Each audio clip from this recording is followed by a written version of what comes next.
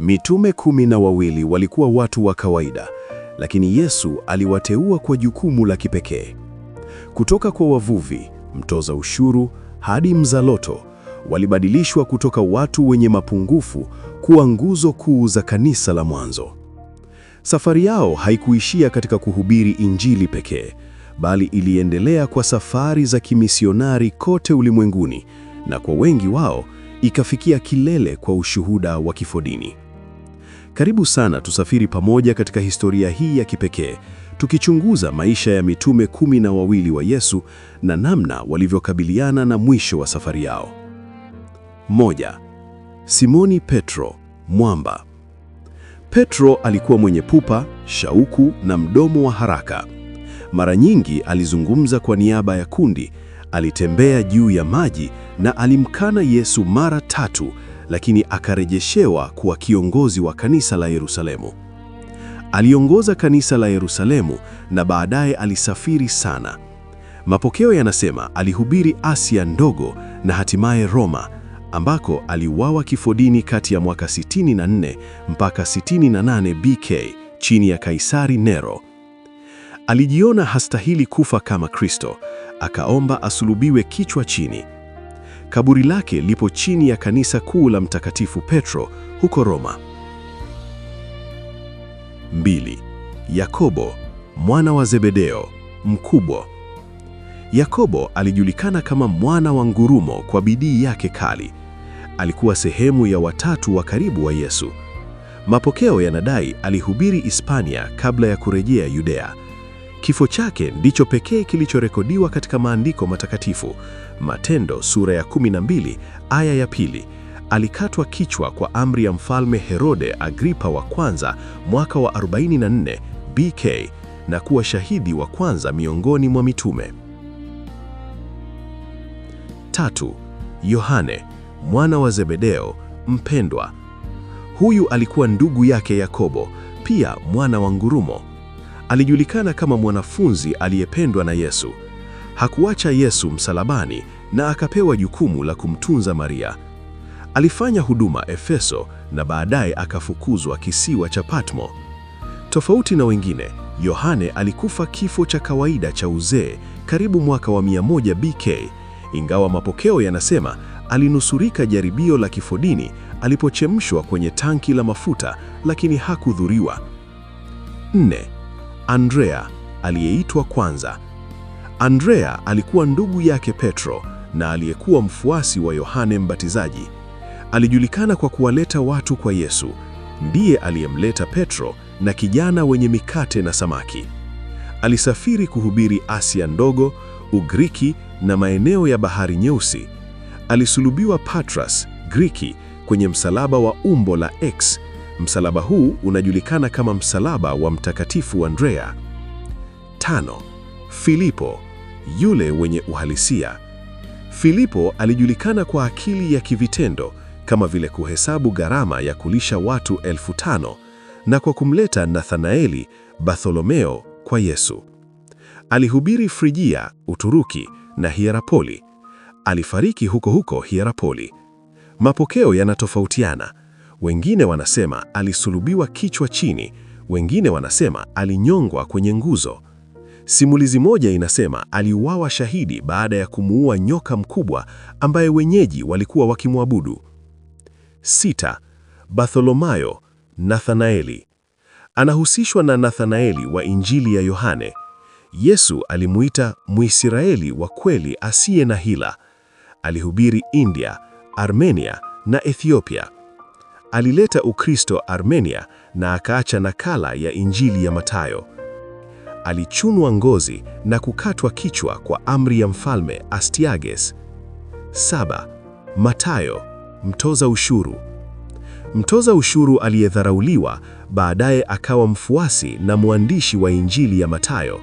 Alihubiri Persia na Ethiopia. Alikufa kifodini kwa upanga kati ya mwaka 60 hadi 70 BK. 8. Tomaso, mwenye shaka. Alijulikana kwa shaka yake kuhusu Yesu hadi kugusa majeraha ya Yesu. Baadaye akatoa tamko la imani, Bwana wangu na Mungu wangu. Baadaye alisafiri mbali zaidi kuhubiri Persia na India. Alikufa Mailpore, India, akichomwa kwa mkuti. 9. Yakobo, mwana wa Alfayo au mdogo. Alitofautishwa na Yakobo wa Zebedeo. Mapokeo yanamchukulia kama Yakobo mwadilifu, kaka wa Yesu na kiongozi wa kanisa la Yerusalemu. Alipigwa mawe hadi kufa mwaka wa 62 BK. 10. Yuda, Thadeo, muulizaji. Alijulikana pia kama Thadeo. Alimuuliza Yesu kwa nini ajidhihirishe kwa wanafunzi tu. Alihubiri Armenia, Persia na Syria. Alikufa kifodini Persia au Armenia, akipigwa na kukatwa kichwa. 11. Simoni Zelote, mwana mapinduzi. Alikuwa mwanachama wa kundi la Wazaloto waliopinga utawala wa Kirumi. Aligeuza shauku yake kwa ufalme wa Mungu. Alihubiri Misri, Persia na Uingereza. Mapokeo yanasema alikatwa vipande, japo wengine wanasema alisulubiwa. 12. Yuda Iskarioti. Huyu alikuwa msaliti, yaani alimsaliti Yesu. Huyu alikuwa mweka hazina wa kundi, aliyemsaliti Yesu kwa vipande 30 vya fedha na kumbusu Gethsemane. Baada ya usaliti, alijuta sana. Mathayo sura ya 27 mstari wa 5 inasema alijinyonga, na Matendo ya Mitume sura ya 1 mstari wa 18 inaongezea kwamba mwili wake ulipasuka katikati.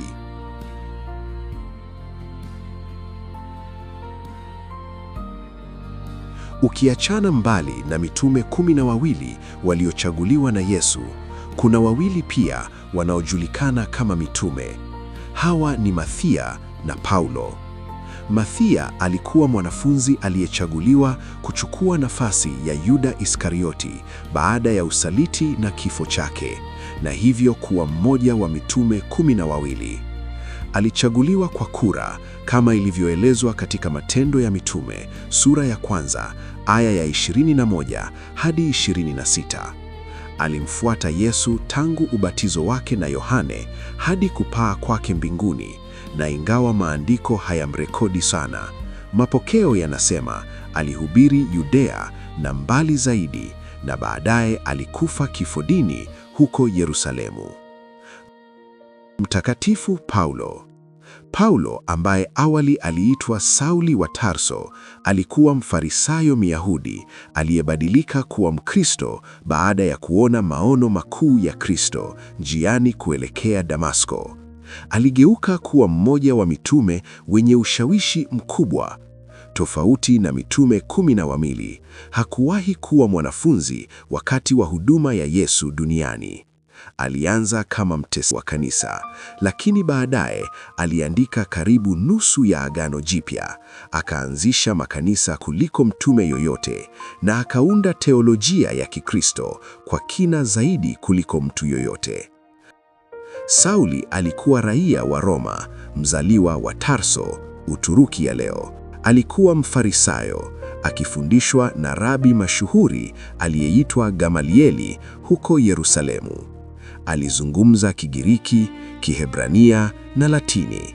Alijua Torati kwa moyo na alikuwa na ufahamu wa falsafa ya Kistoiki. Aliona harakati za Yesu kuwa ni makufuri.